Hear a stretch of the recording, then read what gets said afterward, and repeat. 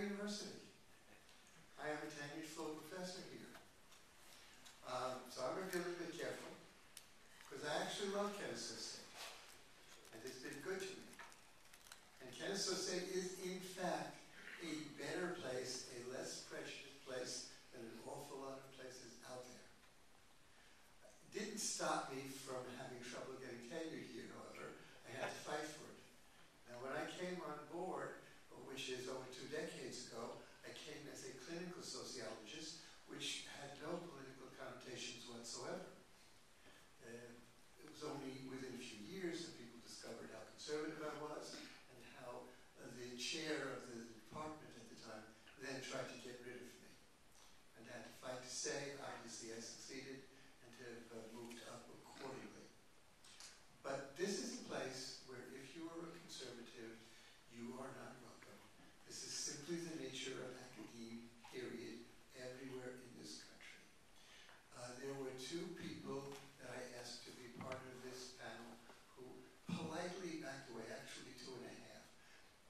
They didn't tell me why, but I know why. It's because they were afraid that it might injure their career here at the school. Certainly I have been told in confidence many times by faculty members that they were conservative, but please don't spread it around. It wasn't going to help them. Some of you may have seen this flyer that we put out for this thing. I looked at the bulletin board near our department. It had been taken down. In other words, this is a standard kind of a thing. At one point, I was fighting what's now become the interdisciplinary department in our campus, and people were emailing very nasty things, but the attitude was something like, you, that is me. You're part of the establishment that is oppressing us liberals. And it was, I almost had to laugh. I mean, it was just little old me. There was no establishment there except me, okay? And there were a whole bunch of other folks after me. And somehow, they were the minority, and I was the boogeyman majority. It's sort of like, this is the attitude. I also started out my career as a socialist in Brooklyn, New York, which is about as a liberal place as you're going to get. Being taught in high school, in college, that liberals believed in free speech. Well, at the time, I thought that was the truth. I have since discovered that liberals believe in free speech for liberals. If you disagree, they will try to shut you down. Except if you're a crazy. You know, if you're a Nazi, they'll let you do that. But if you're somebody who might present a sane argument against them, they will try to find a way to close you down. Well, as it happens, I'm very hard to close down. I speak my mind. I speak it freely. I try to speak it as plainly as I can. I've had colleagues tell me, well, that's okay. You're a tenured full professor. You can get away with it. Well, the fact of the matter is, I've been doing this forever. It wasn't new.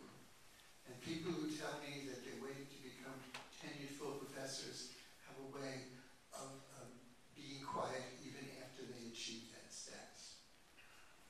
Now, Mary introduced her books, so I'm going to close by introducing my books, because I got a few here, and some of you might want to get them. This is Post-Liberalism, The Death of the Dream. Believe it or not, I really do believe that liberalism will die. Because you can't live on lies. When you keep on telling people things that are not truths, eventually people find out. It may take a long time. Sometimes it even takes centuries. But you just can't. You remember Abraham Lincoln, the thing? You can, fool some of the people all the time, and all the people some of the time, but you can't fool all the people all of the time. Liberalism has had a good run. It's not going to last forever. And my greatest ally in this is a man named Barack Obama.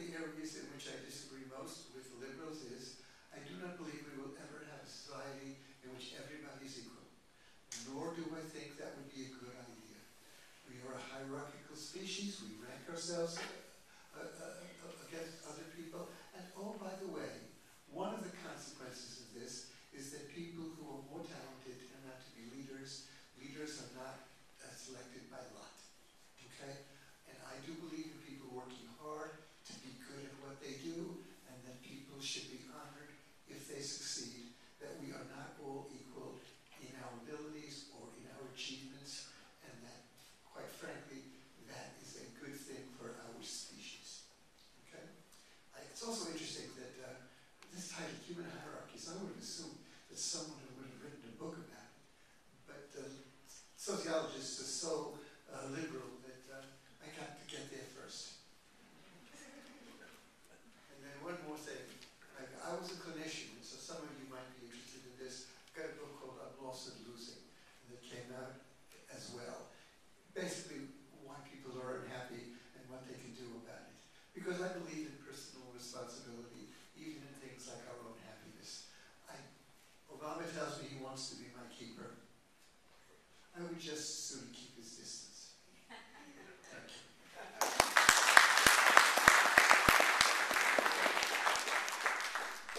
Mark, shall we have our two? Yeah, let's go ahead. If you will, please, don't introduce yourselves again. We'll come back to our student panelists when we're done with our professor.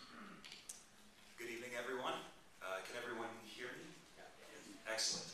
My name is Michael Zeman, and I'm the Vice President of the College Libertarians of Kennesaw State University. I'm currently pursuing an MBA degree with a focus on international economics. So I think I have a very unique perspective to offer, especially from a financial standpoint, to this particular discussion right